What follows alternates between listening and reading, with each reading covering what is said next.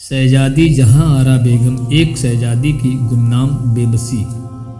मुगलिया सल्तनत के इतिहास में जहां आरा बेगम 1614 से 1681 तक जो जी का बड़ा नाम बड़ी इज्जत से लिया जाता था। वह मुगल बादशाह शाहजहां और मुमताज़ महल की बड़ी बेटी थी।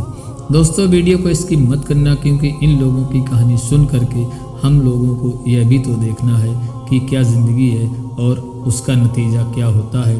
तो दोस्तों, चलते हैं आगे की ओर। उनकी परवरिश बेहद नाज नखरों के साथ हुई थी, लेकिन उनकी आखिरी ज़िंदगी बेबसी और गुमनामी में बीती। यह कहानी उस शहजादी की है जिसने अपनी पूरी ज़िंदगी अपने परिवार और सल्तनत के लिए कुर्बान कर दी, लेकिन अंत में उसे अकेलेपन और तकलीफ़ों का सामना करना पड़ा। शहजादी जहां आरा, शान व शौकत और हुकूमत का जलवा। जहां आरा बेगम का जन्म 23 मार्च 1614 को आगरा के लाल किले में हुआ था। वह शाहजहां और मुमताज़ महल की सबसे बड़ी बेटी थी। उनकी परवरिश एक शहजादी के तौर पर हुई थी। वह बेहद पढ़ी लिखी थी, फारसी, अरबी और संस्कृत में महारत रखती थी। जब उनकी मां मुमताज़ महल का इंतकाल हुआ, तब शाहजहां गहरे गम में डूब गए। वह उस वक्त जहां आरा ही थी जिन्होंने अपने पिता को संभाला और सल्तनत के अहम फैसलों में उनकी मदद की। उन्हें बादशाह बेगम, शाही बेगम का खिताब दिया गया और वह मुगलों के हर अहम मसले में शामिल रही। उन्होंने दिल्ली में चांदनी चौक जैसा मशहूर बाजार बनवाया, कई मस्जिदें और धर्मशालाएं बनवाई। वह अपने दौर की सबसे ताकतवर और अमीर औरतों में से एक थी। उनके पास बेशुमार दौलत थी और उनकी बात सल्तनत में सबसे अहम मानी जाती थी।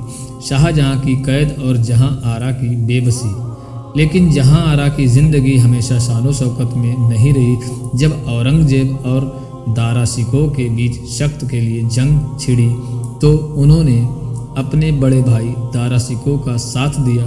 लेकिन 1858 में जब औरंगजेब ने दिल्ली पर कब्जा कर लिया और अपने ही पिता शाहजहां को कैद कर दिया, तो जहां आरा की ज़िंदगी पूरी तरह बदल गई। जहां आरा अपने पिता शाहजहां के साथ आगरा के लाल किले में रहने लगी। वह अपनी शानो शौकत और ताकत से हाथ धो बैठी। उनके पास जो बेशुमार दौलत थी, वह भी धीरे धीरे ख़त्म होने लगी। उन्होंने शाहजहां की सेवा में अपनी पूरी ज़िंदगी लगा दी। गुमनामी और अकेलापन। 1666 में शाहजहां का इंतकाल हो गया।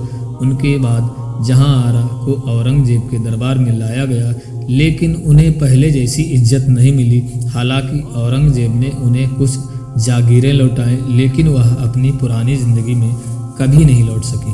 वह सियासत से पूरी तरह दूर हो गई और दिल्ली में एक छोटी सी कोठी में रहने लगी, जहां कभी उनके हुक्म पर हज़ारों नौकर चाकर दौड़ते थे।